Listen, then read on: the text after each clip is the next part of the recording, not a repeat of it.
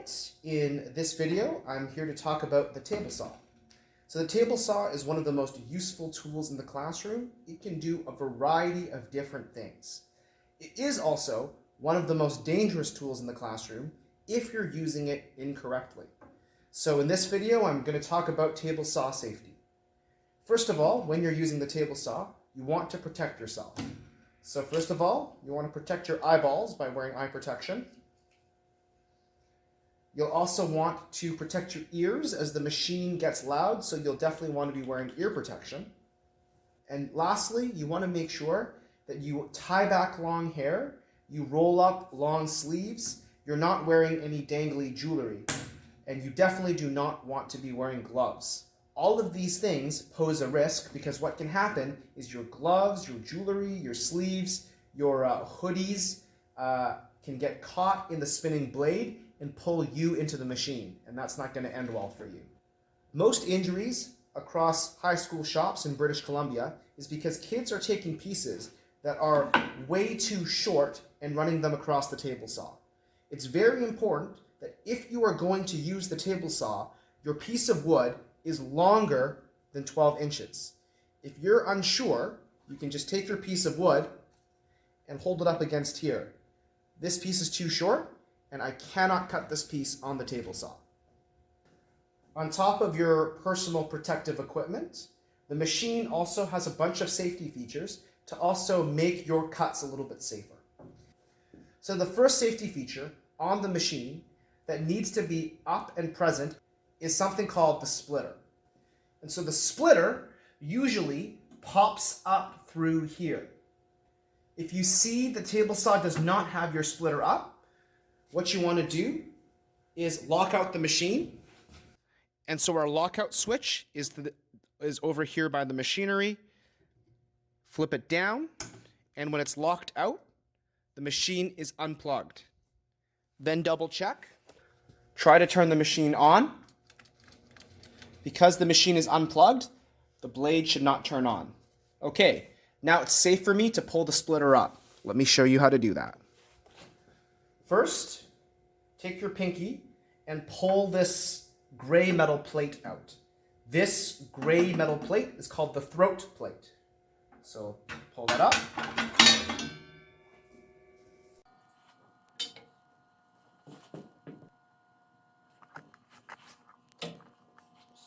Over here is the splitter. So let's pull that up.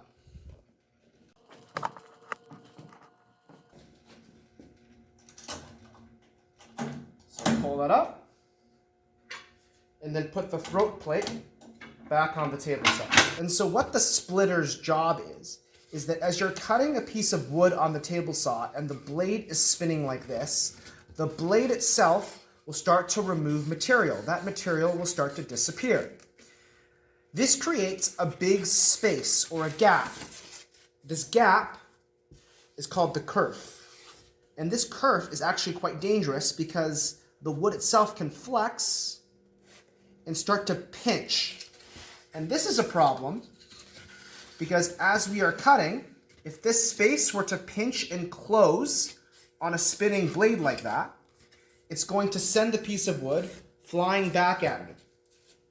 But with the splitter, what the splitter does is that as you are cutting and that gap starts to emerge, the splitter fits inside the gap, and what it does is it wedges that gap open, preventing the piece of wood from closing in on a spinning blade.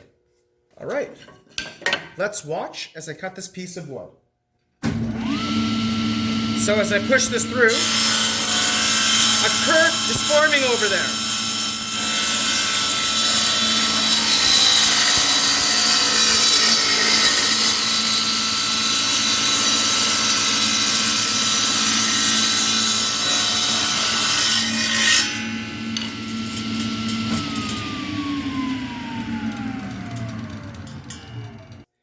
The next feature is also built into the splitter, and it's these little floppy things over here. These are called the anti-kickback fingers. So kickback is when the wood shoots back out at you this way. So what they do is you can see they only push one way. They do not go this way. They also have little individual spikes on them. And so what they do is as wood is being pushed through the table saw, these little spiky things catch onto the wood. And if I try to pull back and I try to pull back this way, the spikes dig in and prevent the wood from shooting back. And finally, the last safety feature of the table saw is the guard. And so this guard thing gets lowered down like this, and essentially it's a giant cage that discourages you from sticking your hand in here and sticking your hand in from the top. Please use the guard. And as you're pushing wood through the table saw, you're going to need an outfeed table or some sort of a table to catch the wood as it's fed through the table saw. It's very important that before you start cutting something, that you make sure that your table saw is clear and free of obstacles. So right now, having this box here would not be good because it would block that piece of wood as you're pushing it through. Always make sure that your outfeed table is clear. Now the table saw can do a bunch of different things. It can make rip cuts, which is essentially making the piece of wood narrower. And if you were doing that, you would use the help of this metal surface here, which can help you cut wider strips and more narrow strips as I move it this way. This is called the fence. It's good for making narrow strips. Alternatively, you can always make pieces of wood shorter, like cutting like this. That's called cross-cutting. Now, if you were going to cross-cut, you wouldn't be using the fence. You would use a guide much like this. This guide is called a miter gauge. And how this works is it slides down in the slot like this. It allows you to hold the wood like this, and it allows you to cut this way.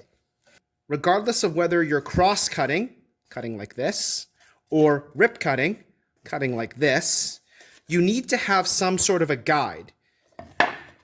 You either need like the miter gauge guide or the fence guide. What you never want to do is something called freehand cut. And freehand cutting is essentially just trying to cut by holding the wood itself without the help of any guide. This is incredibly dangerous and can result in the wood firing back at you. So let's start by talking about rip cutting, which is cutting like this. Now, when you're rip cutting, you're going to be using the fence. And if you look very closely, there's an arrow down here. And so you can adjust the particular width of your piece of wood. So for example, if I wanted a strip of wood that was 2 inches wide, what I can do is look down on the ruler and go, okay, right now it's between 15 and 16. You can unlock the fence by lifting it up. You're going to adjust it to 2 inches because I want a 2-inch wide strip.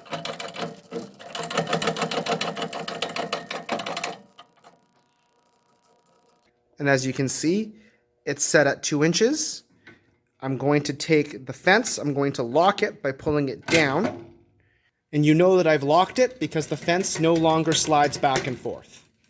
Now, the final adjustment you want to make before you cut a piece of wood on the table saw is you want to adjust the height of the blade. So right now, this blade is too low. It's not going to be able to cut through this piece. And that can be quite dangerous because as you cut through, your wood is going to get stuck at the splitter. And that's going to be quite dangerous.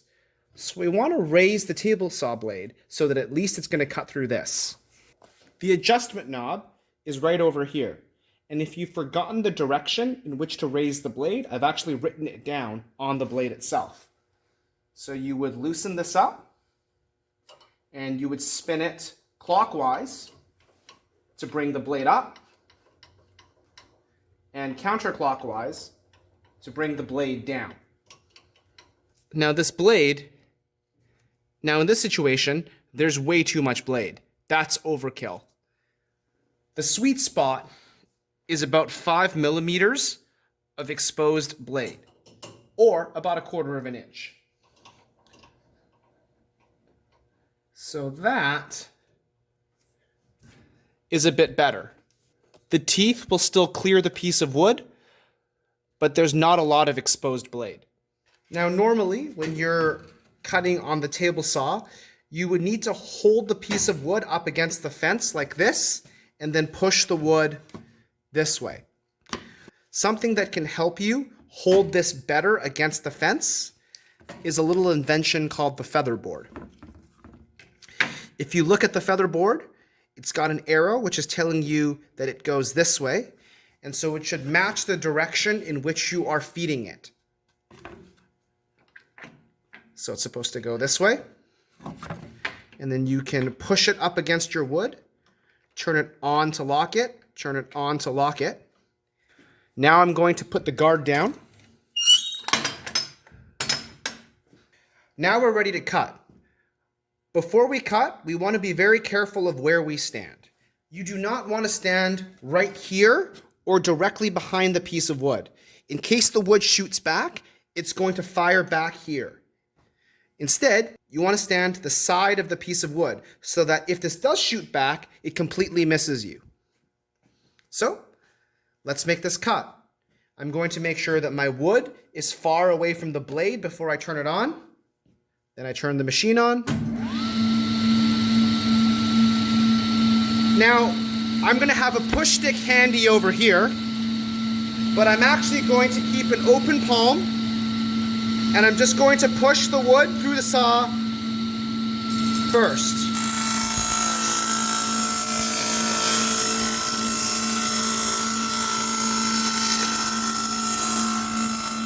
All right, now that my hand is touching the metal table, that's time for a push stick.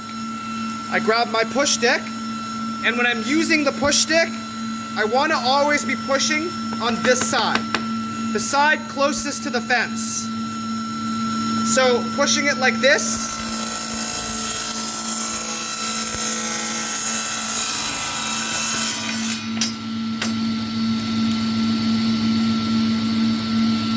Resist the temptation to grab that piece over there, turn the machine off.